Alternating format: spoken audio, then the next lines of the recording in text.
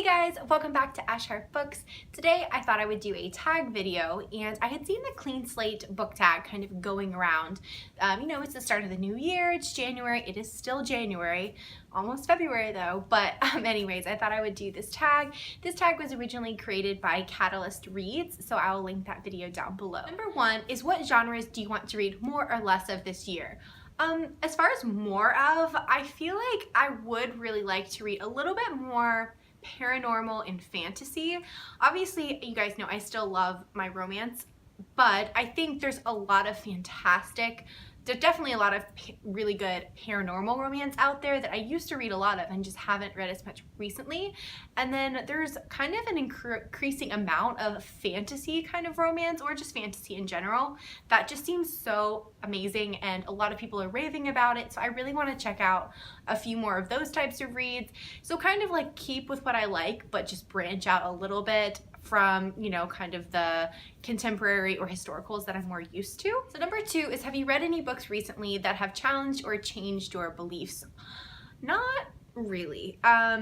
I can't say, especially not really recently. Obviously, like when I was in school, we've definitely read books that, definitely challenged your beliefs as you're a younger person, kind of developing what you believe in. But I can't think of anything recently that's really, really changed kind of my view. If you have any books though that you think are really amazing books that have helped you or kind of formed who you are, and you think they're just good reads, definitely let me know. I haven't really read many lately that I felt like really challenged or changed anything about me. Number three is, who would you recommend for newbies to watch on Booktube?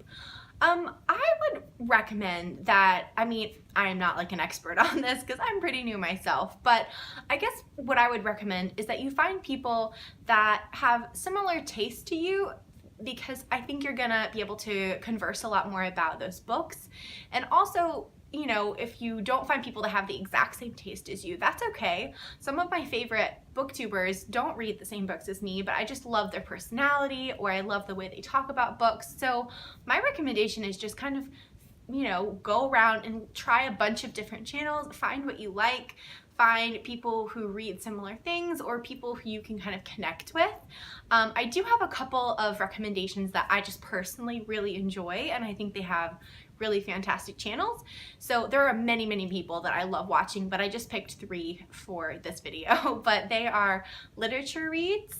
She reads just kind of a really good variety of books, and I like the way that she talks about books. Number two is Bookslikewhoa.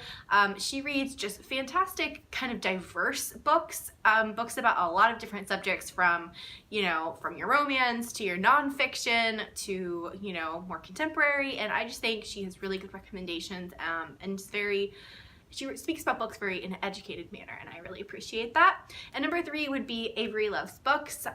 Pretty sure that's her channel name, but she's just really sweet, and I just love watching her. She's got such a bubbly personality, and she's just one of those people that you just love watching. I feel like you guys know what I mean when you just find people and every time they upload, you're like, yay, there's another video. So definitely check out those three ladies, because I really enjoy their channel. Number four, do you have a reading book bucket list?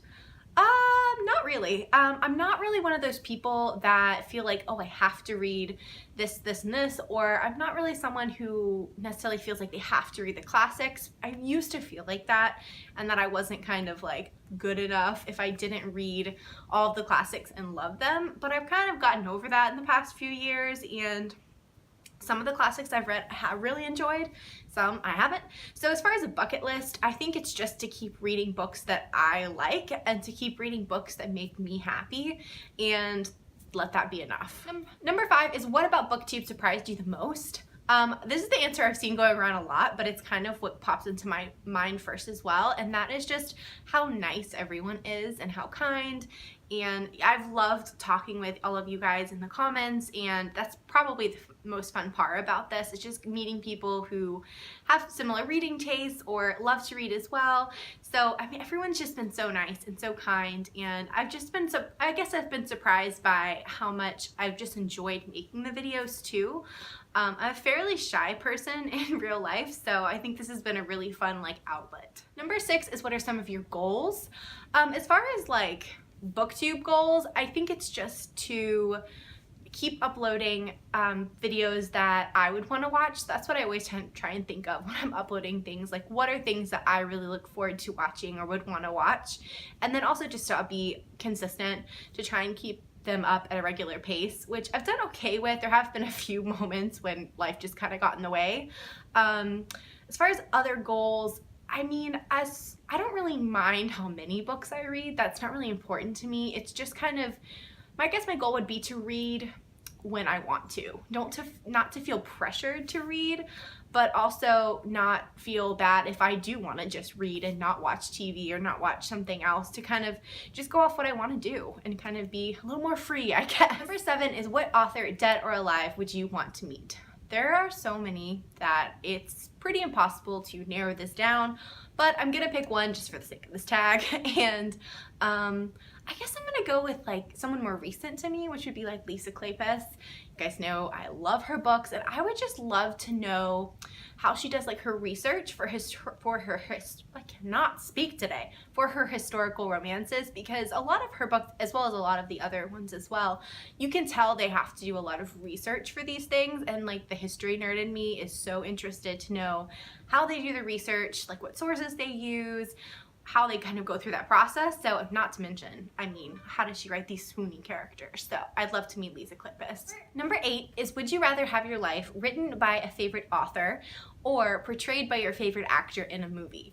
I'm gonna go with book. So I'd rather have it portrayed, no, I'd rather have it written in a book. I just think books are classics. They're gonna last longer in some ways, and I just think you can flesh out a character and really see who the person deep is inside in a book, sometimes more than you can in a movie. I think sometimes in a movie you get a bit more big picture, and I think it'd be fun to like have someone capture who I was in a book. Number 9 is, what challenges do you still have to kind of overcome for your channel? For me, like I said before, it's really just keeping it consistent and kind of planning ahead a little bit more, so that when life does get a little busy, I still have, you know, ideas that I know what I want to do, things kind of pre-put together, so I don't have to kind of rush around doing it. So those are kind of my 2 goals, I guess I would say, that are still like challenges. It's just when life gets busy, sometimes, you know, things kind of slip, and I think I really want to work on pre-planning a bit more. Number 10 is, what advice do you have for someone who is thinking about deleting their YouTube channel? I mean, I feel like I really don't have like an expert opinion again on this because I'm so new to it myself, but I guess I would just say, you know, think about the reasons why, and if it's something you really feel passionately, like you just aren't interested or you really don't like enjoy it anymore, especially if it's a hobby, then, you know, go ahead and delete it. But if it's something that you're doing just because you don't think you have time like right at this moment, maybe wait a couple of months. It's not going to hurt to just have it, you know, kind of sit there and see if you want to come back to it in a few months. I feel like that's just a good thing in life in general. Like, give it a little space, see how you feel about it in a couple months, and then come back. So I guess that would be my advice for deleting a channel. Okay guys, so that is the Clean Slate book tag. I hope you guys enjoyed it. Let me know what some of your goals are for this year, or if there's any series that you really want to get to or anything like that. I love talking with you guys in the comments, so definitely feel free to leave me any kind of comment you would like, and I'll see you guys next time. Bye.